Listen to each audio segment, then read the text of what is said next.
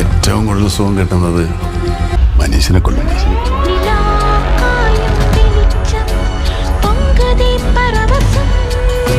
Hit hit അണ്ണാ super hit. കിടിലം പടം. എടാ ഇത് സത്യമായ കാര്യമാണോ അതോ അല്ല നോണ ഞാൻ എന്റെ കണ്ണുകൊണ്ട് കണ്ടതല്ലേ. ബീജം അടിപൊളി, മമ്മൂക്ക അടിപൊളി, വിനായകൻ അടിപൊളി. അതെ എന്റെ പ്രതാപൻ സാറേ, ഉഗ്രൻ എന്ന് പറഞ്ഞ അത്യുഗ്രൻ. മമ്മൂക്കയും വിനായകനും, അതായത് രണ്ട് ലെജൻഡുകൾ തമ്മിൽ കൂട്ടുമുട്ടുന്ന സീനാണ്. എന്റെ പോലെ ഒരു രക്ഷയിലെ പടം ബമ്പർ ഹിറ്റ്, ബ്ലോക്ക് ബസ്റ്റർ ആണ്.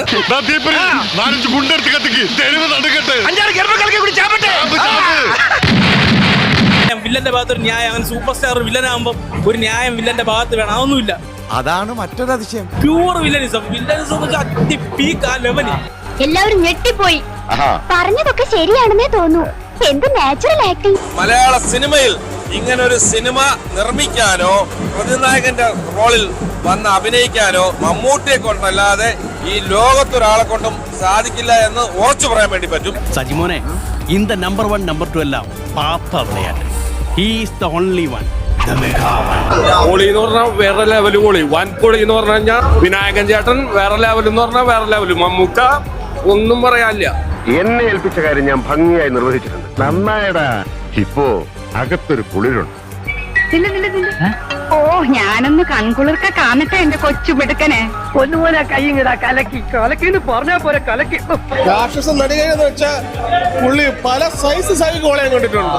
ഇതൊരു അന്യായ സൈക്കോ തന്നെ. മമ്മൂട്ടിന്റെ ആ പെർഫോമൻസ് ഒക്കെ വേറെ ലെവലാണ്. Villainism super. Very subtle expressions ആണ് കൊടുത്തിരിക്കുന്നത് വില്ലൻ റോളിന്. ഭയങ്കര വേറെ ലെവലിലാണുള്ളത്.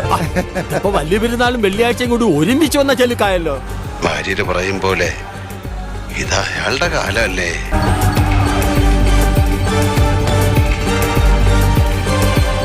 പൊളിച്ചടങ്ങിയിട്ടുണ്ട്.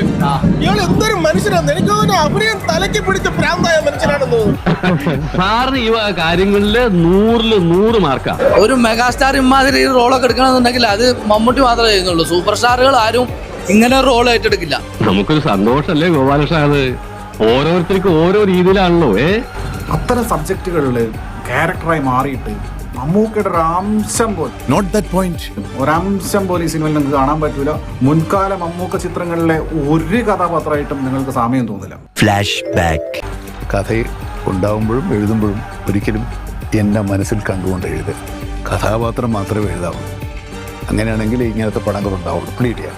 ഇനി നിങ്ങൾ എപ്പോൾ കണ്ടു കഴിഞ്ഞാൽ നിങ്ങളുടെ മരണം വരെ നിങ്ങൾക്ക് ഓർമ്മയുള്ള കാലത്തോളം ഇതിലൊരു സ്റ്റില്ല് കണ്ടാൽ നിങ്ങൾ ഫ്രാക്ഷൻ ഓഫ് സെക്കൻഡ് നിങ്ങൾ പറയും ഇത് കളങ്കാവലാണ്. ഇതെന്റെ അടുത്തൊന്നും ഒരുത്തനും അടർത്തിയെടുക്കാനാവില്ല സാർ. ഇതാണ് സാർ എന്റെ ബ്രാൻഡ്. മമ്മൂട്ടി എന്ന് വെച്ചാൽ ഫേസ് ഓഫ് ഇന്ത്യൻ സിനിമ അല്ല, soul of Indian cinema, Indian സിനിമയുടെ ആത്മാവ്. അതെല്ലാം എഴുത്തുകാരന്റെയും സംവിധായകന്റെയും സൃഷ്ടികളാണെന്ന് അദ്ദേഹം പറഞ്ഞിട്ടുണ്ടെങ്കിലും അങ്ങനെ കരുതാൻ ഞങ്ങൾക്ക് കഴിയില്ല എന്ന് വിനയപൂർവ്വം അറിയിച്ചു കൊള്ളട്ടെ. ഇത്രയും ദിവസം കാത്തിനേന് പാക്ക കിട്ടില്ലായിട്ട് കിട്ടി. വില്ലനിസം എന്നൊക്കെ പറഞ്ഞ ഹീറോ കളിച്ച് മടുത്തു. ഇപ്പൊ ട്രെൻഡിങ് വില്ലന്മാരല്ലേ. വിനായകന് കിടു റോള് തന്നെ വിനായകനും കിട്ടിയേക്കണത്. വിനായകൻ ഒരു രക്ഷയില്ല കേട്ടാ. Vinayakan such an actor. കേട്ടല്ലോ മകനെ പാപ്പച്ച. എന്തോ ചീത്ത എന്ന് പറയിപ്പിക്കാൻ എളുപ്പാ.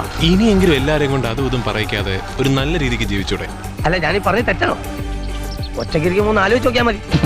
ഇനി ആരും സൂത്രം കാണിച്ചു കേട്ടാ. ഒരു നോക്ക് കണ്ടോളൂ. ചിരിക്കരുതേ. സംഭവം എന്ന് വെച്ച് കഴിഞ്ഞാൽ ഇതിൽ നല്ലൊരു പ്ലോട്ട് ട്വിസ്റ്റ് ഉണ്ട്. അതായത് കഥാപാത്രം റിവീൽ ചെയ്യുന്ന സംഭവമാണ് മമ്മൂക്കയുടെ. ഓ എന്താ സംഭവം പറ കേക്കട്ടെ. പ്രിഡേറ്ററാണ്. പ്രിഡേറ്ററാണ്. പിന്നെ ഗർഭം കലക്കും. സൈക്കോപാത്താണ്. അങ്ങനെ പേരുകൾ ഒരുപാടുണ്ടവന്. അപ്പോൾ ഇതൊക്കെ കേൾക്കുമ്പോൾ നിങ്ങൾക്ക് വേറെ കേരള രാഷ്ട്രീയത്തിൽ വേറെ ആൾ ഓർമ്മ വരുന്നുണ്ടാവും. പക്ഷെ ഇത് അതല്ല, ഇത് വേറെ പരിപാടിയാണ്. ഇതിൽ കൊല്ലലാണ്, ഗർഭം കലക്കൽ മാത്രമേ.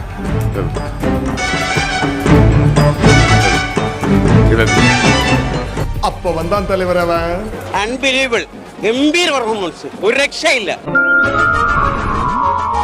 പറയാൻ വാക്കുകളില്ല. Really amazing. അമേസിംഗ് എന്ന് പറഞ്ഞാൽ അമേസിംഗ്. ഇതാര് എന്ത് പറ്റി? കുറെ കാലമായാലും ഇങ്ങോട്ടൊക്കെ വന്നിട്ട്. കാര്യമുള്ളപ്പോ വന്നാ മതിയല്ല. പ്രതിനായകൻ എന്ന് പറഞ്ഞാൽ പ്രതിനായകൻ തന്നെ, ഒരു രക്ഷയില്ല. Unbelievable, unexpected, unbelievable unexpected. സ്നേഹിതരെ, ഞാൻ എന്റെ വാക്കുകൾ ചുരുക്കുന്നു. നമസ്കാരം. അപ്പൊ വിളിക്കാനുള്ളവരൊക്കെ വിളിക്ക്, പറയാനുള്ളവരോടൊക്കെ പറയും. ടിക്കറ്റ് എടുത്ത് പടം കാണുക, അത്ര തന്നെ. അയ്യോ പറഞ്ഞോണ്ട് നേരം പോയി അറിഞ്ഞില്ല. ഞാൻ പോട്ടാ.